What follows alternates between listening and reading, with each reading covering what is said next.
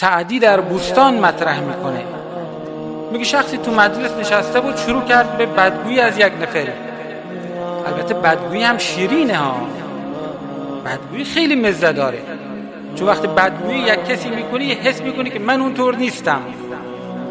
بعد میگه شروع کرد به بدگویی از یک نفری. یه عالمی در اون مجلس بود، بهش گفت بیا اینجا بیا. بله. گفت تو با روم جنگ کردی؟ نه من جنگ کجا؟ جنگ با روم کردم. گفت با هندوان چی؟